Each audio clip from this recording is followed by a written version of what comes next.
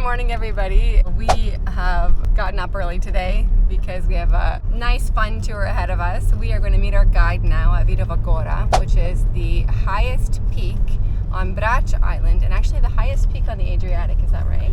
On the Adriatic Islands. Yeah, Adriatic Islands, sorry. Well, we are going to go drive up there now, and then we're going to meet our guide, and we're going to go with him the rest of the way to explore a little more of this island. He's going to take us to some small, quaint places, some well-known tourist places, I think, and it's just going to be a day of exploration and seeing what Brač has to offer. For location-wise, it's just off the coast of Split, and it's near Hvar and Šolta, so the other kind of bigger islands nearby. So it's quite easy to get to from Split. There are actually 4 ferry points: Supetar, Milna, Sumartin, and Bol. But I think only 2 of those are car ferries. The other 2 are just passenger ferry only. There's even a little kiosk up here for like drinks and ice cream. That's so funny. I didn't expect that to be at this point. Dobar dan, bok. The first stop for coffee right here because we didn't have time this morning. We got going really early. So we parked here and we're going to go up with our guide Tin to the top, I guess, of this Gora to get some really nice views, and he's going to show us a couple things up there. So that's our first stop. It's also so much cooler up here. I think it's like 20 degrees, 19 degrees, which isn't that cold by itself, but when we're used to 35 degrees for the past week, this definitely feels like a big, huge temperature drop. The kids are like, where are our sweaters? Where are our sweaters? It's definitely chillier up here. And because we're up high too, so. Hello, my name is Tin. I'm from Aldura Sport. Nice to meet you. We are located on Brač. We have more than 1,000 islands and only maybe 30 are inhabitable. This is the 3rd biggest island and the highest one. We are now on 780 meters of altitude, highest peak of all Adriatic islands, including Italy, which doesn't have islands, but when you say it so, makes it more grandiose. Totally. What I wanted to show you, as you can see now in front of us, we have Bol. Mm-hmm. That's a very touristic place, very well known. Big. Bol, huh? That's Bol, yeah. Oh yeah, there's Latirat. That's why it's famous. Wherever you go in Croatia and you want to send a postcard to anybody, doesn't matter if you're in Slavonia region, in Istria, on every postcard there is a golden horn, Zlatni Rat. And it's a good view of it from up here, isn't it? It's a beautiful view. No, I'm really surprised by this view up here. I mean, I knew it would be beautiful because all these viewpoints are, but this is something more spectacular than I thought. It really puts everything in perspective of where things are located, and just seeing everything from up here is really, really beautiful. So we just came across one of the most venomous snakes here in Croatia. And the little ones, I guess, are even more dangerous than the big ones because they don't know how to like release themselves and they don't know how to stop giving venom, and so they can be even more deadly. And Tina was saying that they're the only reptiles. The mothers give birth to them live, not in eggs. So the mothers have to give birth to them in the tree so that they fall down and they don't go up and bite them home and kill her.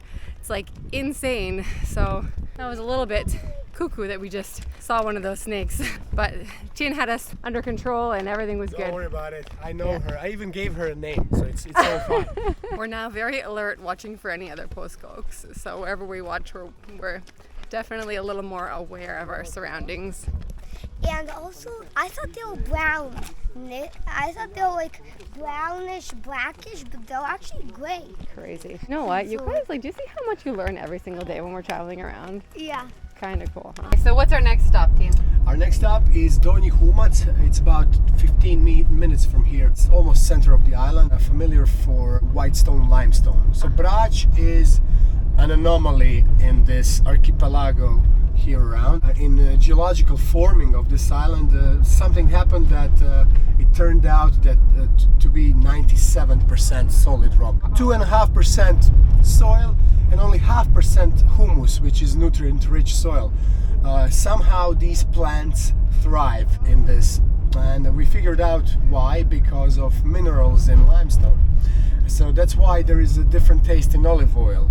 There is a different taste in the same sorts of wines that are grown here or on the other places. Wow! Stone is our number one most lucrative business that we have, exporting it out.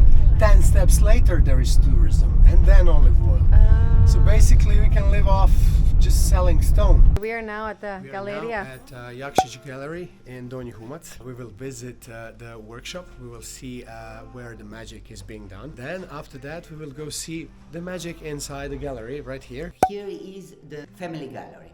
All of us in family finished the school and university for art. But my husband mostly worked like a stone meister, and the main reason for that is because in his family this year is 121-year rotten document that they are working with stone from generation to generation. And he have a big workshop 500 meters from our house, and he always work for houses, church and the graves, mostly the stone. Now we are in the workshop of my son, who is also sculptor. This is a monument in Vukovar, in the front of a bridge who have the name of him. It's Jean-Michel Nicolier. That is a guy who fight on our side through our war, and it is a public monument. Yeah, in Vukovar, near the Yes. bridge. It's really cool to see this. Now we see where the actual monument was created. And I remember seeing this exact statue when we were visiting Vukovar a few years ago. How long? Yeah, 2 years ago. So it's cool to see how it actually And where it was came made. to be and where it was made. Yeah, It's really cool. that's awesome. And here you can see that his sculpture, what he liked to do. Finish. Gotcha. Beautiful. Now I explained you about me. I'm fashion designer, and long time I go to fashion shows and everything was gone with that. Here in Croatia I'm famous because I was working for our famous singer Josipa Lisac, who is like in the world Lady Gaga, but she was before Lady Gaga. But we're talking about dress, not music. Yeah. She liked crazy things. And for her I make the dress of metal net, silicone, paper and a lot of them. Now we work everything with stone. Here I have the dress of stone. Cool. That dress wasn't for her. Next up is Olive Oil Museum. We will have a tour inside, and what is my favorite thing? The food. Yoo-hoo. After that. Really?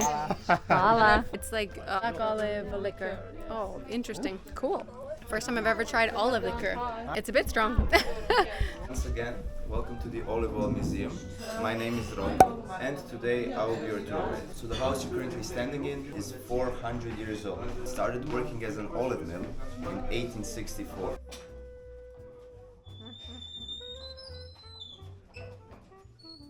Guys, 3 more hours and you're free to go. Then we'll get the next ship. This is the oil press. It was brought here in 1913 and it was bought in Trieste, Italy. The price of the machine was equivalent to a house on the island. Very expensive. Olive oil lifts up. We take this, check it out. Scoop out the olive oil that's on the surface, and the rest of the water is led through this tunnel. You can check it out. It goes all the way to the garden, and that's how people water their plants. So the press is currently locked. You can see it doesn't go down, but this is the way we would press the filters, and olive oil would drip into the bucket. Now we're gonna try some of this delicious extra virgin olive oil. This looks delicious. Oh my goodness gracious. Sophie, će prvo, ajde Sofki. Feels a little spicy. Yummy? Can you smell, guys? Oh, The smell. I'll smell. I did. I forgot to smell. It's really delicious though. You can really taste the after bite. Fresh tomatoes from the island. We have anchovies with capari and onion, tapenade with black olives, anchovies, parmigiano and garlic, Dalmatian prosciutto, caramelized onion, tapenade with green olives and almond, kiwi marmalade, 3 cheeses, cow, goat, sheep cheese, orange marmalade, fig marmalade, juice for the kids, blueberry, and red wine. Juice for the adults, exactly. Plavac mali from the island. That's it, guys. Thank you so much. Enjoy your meal. Thank you very much. Dobar tek. Okay, so we have now tried this olive oil and all of these tasty treats. I don't think anyone was really that hungry, but we just kept eating because it was all so delicious and we couldn't stop. Yeah. Was it good, guys? Yeah. So I also like the prosciutto. So when you taste that little kick in your throat, that means it's really good extra virgin olive oil. And this was 100% pure extra virgin olive oil, and it was absolutely delicious. We've enjoyed here. It was a wonderful little tour of the old oil mill. It's very interesting and very delicious. Now we're on to our next destination. We're now walking over to another viewpoint up here. We can see here Yes, is yeah. actually the real view of how Brač looks like. Just lots of stone and some of the valleys They are the only fertile ground. Ja vidim broj And the 4. thing is that all the soil that's being formed here is gradually washed down by the rain. Yeah. And the fertile ground makes it possible to have gardens, to have vineyards, I know. olives. So that's what you will usually find in the valleys. Our next stop will be Dol, D-O-L. So it's not Bol, it's Dol. This is the old sediment that you can find mostly around Dol. Some of these were man-made and some of them are natural, and these were the first habitats for people that settled here. They would sleep inside. They were using it as a shelter in the Second World War too. Wow.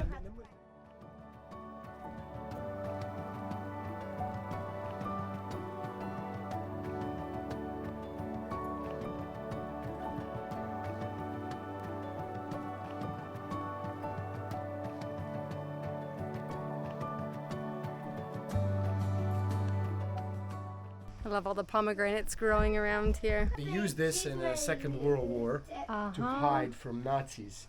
This is kind of a representation of how it looked like, because everything was ruined. So people came together to just reconstruct how it looked like. Oh, it was. Hey! Bravo! Evo ga. Nije. Stopped in this like really cute, authentic, traditional little restaurant, and we're gonna try some delicious cakes that are authentic to the island. And just sit down, have a little break, have a drink, cool off before continuing on our way. I think this is the last stop anyways of today, right? And we're gonna probably head back. We are trying here a traditional cake from island Brač called hrapočuša. How is it, Oli? Hrapočuša. Bravo. Hrapočuša. It's a tongue twister, I see. Hrapočuša. Hrapočuša. Hrapočuša. Hvala. Opa. Kako izgleda miškice? Onda máme to No, it's like some kind of like nutty. Oh, secret. Okay, so it's some kind of secret ingredient cake. It looks good. Hrapočuša. There's First, sugar. it's delicious. Sugar, lemon, Honey? probably honey, walnuts, almonds. Are there figs? I'm not sure. Wait. Now it's my turn to try. Samo roka. I'll see what's inside. That's really, really good. Okay, Machi, try yours and see if you can help me figure out what the other ingredients are in here. You know what? It's better than Rab's cake because it's moisture. It's not dry. How is it, Mate? What are you thinking? What else do you taste in it? There's some grapes. Grapes. Yeah. Oli, šta kažeš? Is it yummy? Really good. Ne mogu ni pričati. Mate, are you a fan? Coconut maybe? Yeah, could be. I love you, Mate. I feel like that there Prolazimo dosta. some coconut in it and almond and this walnut. Da. You're right.